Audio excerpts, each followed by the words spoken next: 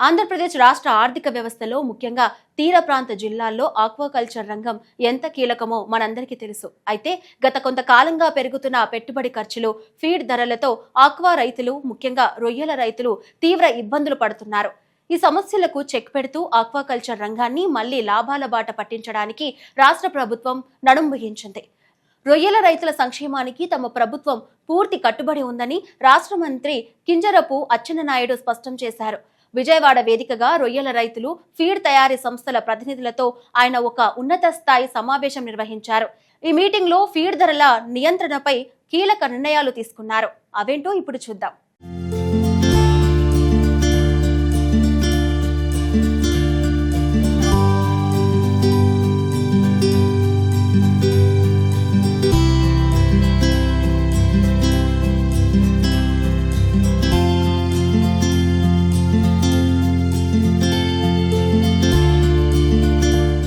విజయవాడ వేదికగా రొయ్యల రైతులు, ఫీడ్ తయారీ సంస్థల ప్రతినిధులతో మంత్రి కింజరపు అచ్చెన్నాయుడు సమావేశమయ్యారు. రొయ్యల పెంపకంలో రైతులకు అయ్యే అతిపెద్ద ఖర్చు ఫీడ్దే.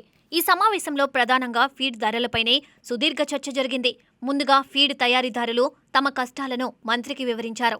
అంతర్జాతీయంగా, స్థానికంగా ఫిష్ మీల్, సోయాబీన్ ధరలు అమాంతం పెరిగిపోయాయని, అందుకే తమ ఉత్పత్తి వ్యయం పెరిగి ఫీడ్ ధరలు పెంచాల్సి వస్తుందని వారు తెలిపారు. కానీ ఇప్పటికే పీకల్లోతు కష్టాల్లో ఉన్న రైతులు మాత్రం ఫీడ్ ధరల పెంపును వెంటనే నియంత్రించాలని మంత్రికి విజ్ఞప్తి చేశారు.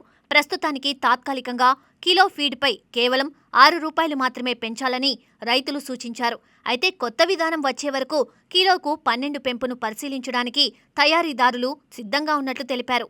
దీంతో ఇరు వర్గాల మధ్య ఫీడ్ ధరలపై ఇంకా తుది ఏకాభిప్రాయం కుదరలేదు.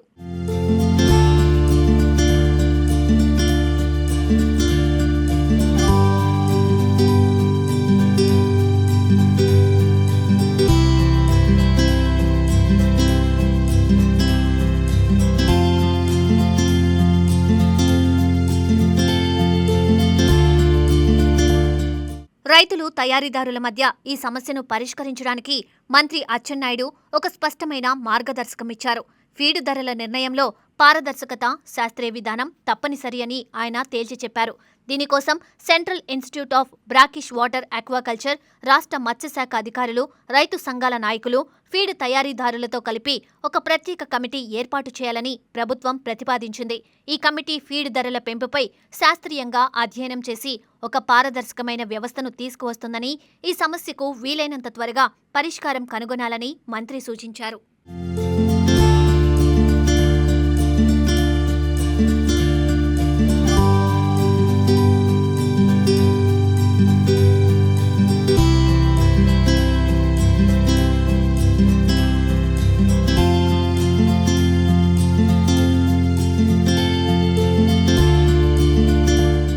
ఫీడ్ ధరల వ్యవహారం ఓ పక్క నడుస్తుండగానే రాష్ట్ర ప్రభుత్వం రైతులకు మరో భారీ ఊరటనిచ్చింది.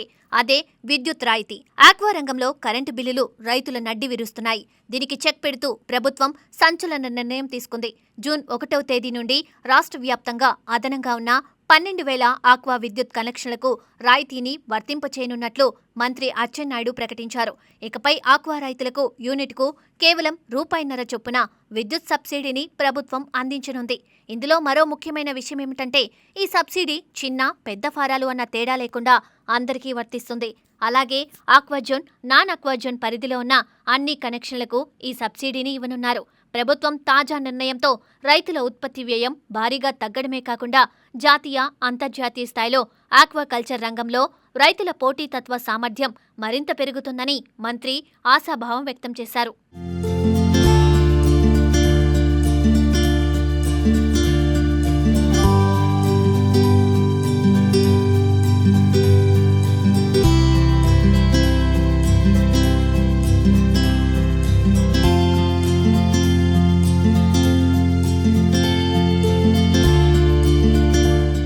ఆక్వా రైతుల సంక్షేమం కోసం ప్రభుత్వం నిరంతరం కృషి చేస్తోందని చెప్పడానికి ఈ నిర్ణయాలే నిదర్శనం. ఒకవైపు సబ్సిడీలతో ఆర్థిక భారాన్ని తగ్గిస్తూనే మరోవైపు ఫీడ్ ధరలపై శాశ్వత పరిష్కారం చూపే దిశగా అడుగులు వేయడం నిజంగా అభినందనీయం.